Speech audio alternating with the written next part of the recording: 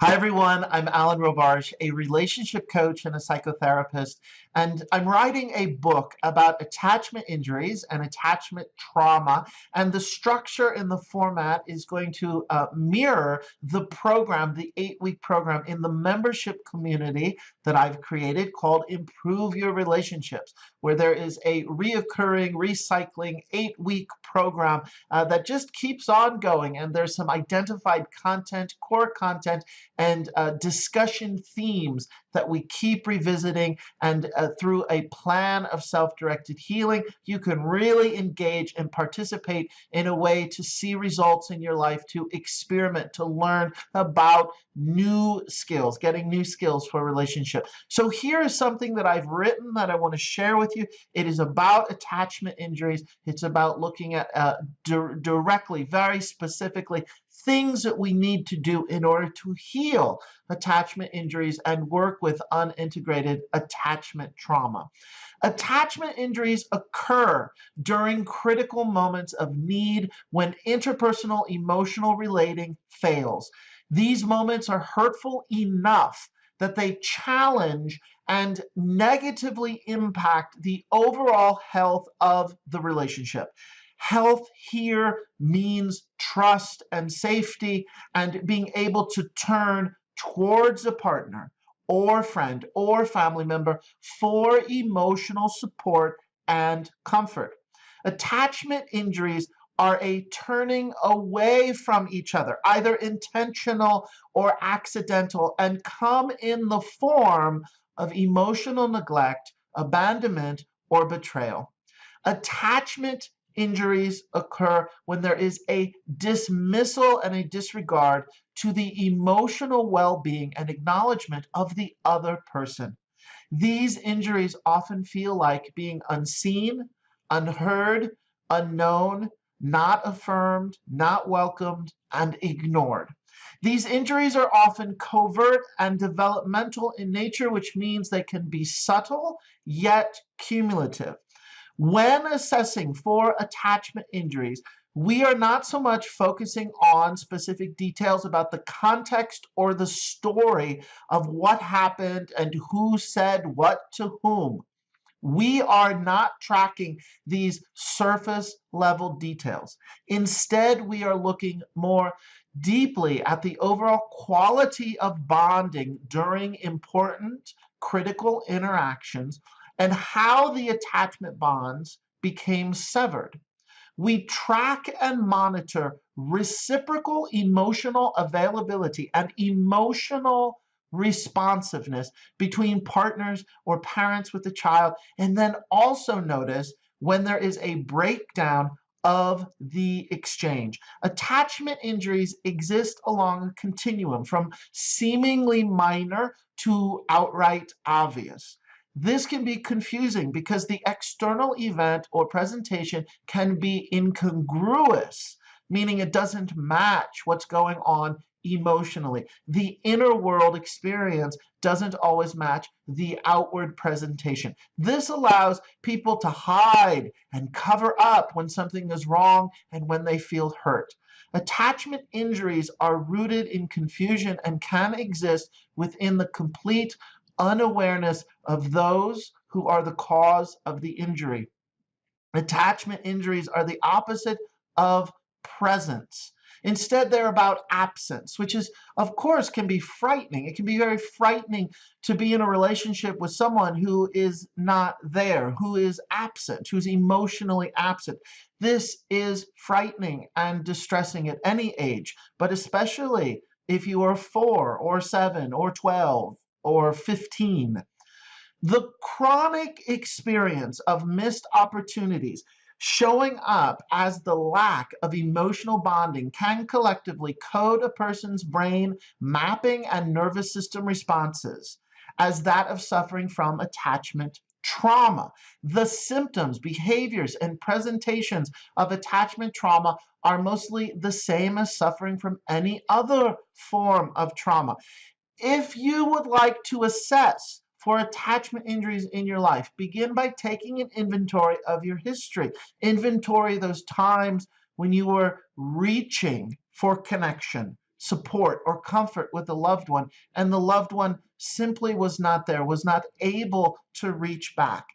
Even if the event or the circumstance at face value appears minor or even sometimes silly, these moments are not necessarily minor or silly if they activated a fear response and resulted in primal panic. When you review these moments, ask yourself, was your attachment figure there for you? And was he or she able to accept your invitation for emotional connection?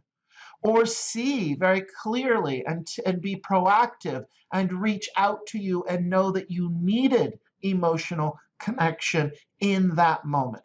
Sometimes it's helpful to do this exercise by going chronologically through each age in your childhood. Now, the solution to healing attachment injuries is to attempt to rewire your brain through new corrective experiences of secure attachment. This encompasses looking at the origins of attachment trauma that inevitably invite us to enter a grief process, which brings out old patterns to the surface. As part of the corrective experience, we need to change our relationship with ourselves. If we lack proper ego strength to look out for our own best interest, we must learn to treat ourselves with kindness and compassion. This is the work of addressing shame and self-defeating patterns. We also realize at the core of attachment trauma are rigid, solidified beliefs that we mindlessly default to as organizing principles about what a relationship is supposed to be and look like to us, how we are to behave and respond in a relationship, and the expectations of how our partner is supposed to behave as well. Core beliefs greatly contribute to why we pick emotionally unavailable people as partners and then relentlessly pursue them. The solution here lies in looking at how these core beliefs perpetuate the old patterns of unhealthy, dysfunctional relating. We must proactively experiment with risking new levels of vulnerability and trust. We have to be willing to go out into the world and create scenarios where we invite being seen, known, heard, welcomed, and affirmed. We need to work with risking and tolerating new levels of intimacy and look at our own guardedness, our own isolation, and emotional withholding. We consciously put ourselves in situations that reveal ourselves to others and invite deeper levels of being known. We invite new friendships and proactively engage in emotional openness with others. We think of emotional attunement as receiving nourishment and purposefully make efforts to seek out reliable sources of that nourishment. In order to change these old patterns and heal attachment injuries, we need to fine-tune our awareness of body sensations and our felt sense of letting in experience. This means letting in vulnerability and letting in intimacy. It's about monitoring our body's activation when we are emotionally open and noticing the tendency to shut down, check out, dissociate, or hide. This is not about tracking your thoughts or observing your psychology. This is about participating with present moment body sensations and the physical awareness that accompany our emotional responses. Joy is not an idea, it is a felt sense. Intimacy is not an idea. That too is felt. Love is not an idea, it is felt. Healing attachment injuries includes strengthening, honing, and maturing our neurophysiological felt sense. Lastly, we also must repair our family relationships and free ourselves from family ties that still influence or get in the way of how we create relationships today.